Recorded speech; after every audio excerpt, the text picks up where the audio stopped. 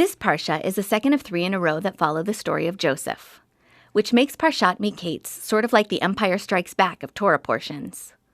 This episode begins with Joseph in a dungeon in Egypt where he's been for 12 years. In prison, Joseph became known for his ability to interpret dreams for the other prisoners.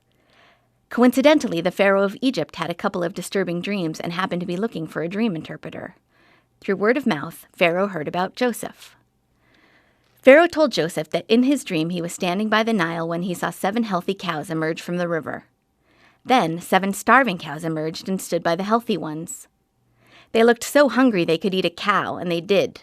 Pharaoh watched in horror as the starving cows ate the healthy ones, and then he woke up. He fell back to sleep and dreamed of 7 plump and delicious ears of grain, and 7 ears of grain that were withered and wind-burnt.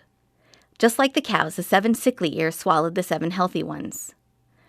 Joseph explained that the dreams indicated that God was about to bring 7 years of abundance, followed by 7 years of severe famine.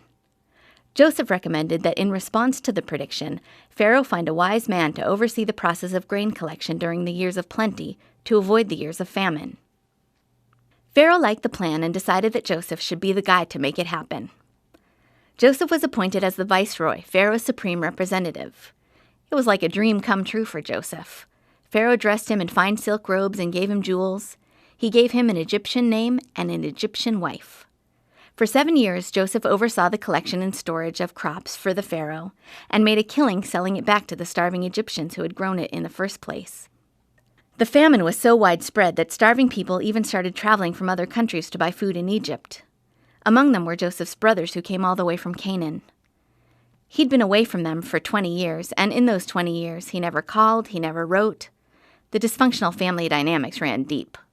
So you can imagine how freaked out Joseph was when his family showed up asking to buy food like everybody else. Joseph's appearance had changed so much that his brothers didn't recognize him, and he didn't let on. He saw the opportunity to make his childhood dream come true, to finally have the power to make his brothers bow down before him. Joseph had come so far. He went from a penniless prisoner to one of the most powerful men in Egypt. His life was like a dream, but it all disappeared in an instant when his brothers showed up. It was pretty much a nightmare. He acted like a manipulative jerk to them, and then he was nice, and then he was a jerk again. And in the midst of all that, he had to leave the room a few times because he didn't want his brothers to know he was crying. His external transformation hadn't prepared him for the internal drama brought about by the unexpected appearance of his family.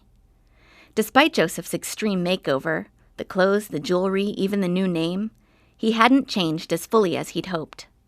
His transformation turned out to be more dream than reality, despite his determination to put his past behind him. He'd even chosen names for his sons that proclaimed that he was new and improved. Manasseh, the oldest son, means something like, God made me completely forget my hardship and parental home. The younger one he named Ephraim, which means double fruitfulness. But proclaiming he had changed and dressing differently wasn't enough. Real change is about changing how you act. Today, some Jewish parents follow the custom of blessing their children on Friday night. To their sons they say, "May God make you like Ephraim and Manasseh." Unlike Joseph and his brothers, Ephraim and Manasseh didn't let their sibling rivalry get out of control. And now, thousands of years later, during Shabbat each week, Joseph's sons are still acknowledged for the righteous way they acted. It's a parent's dream come true.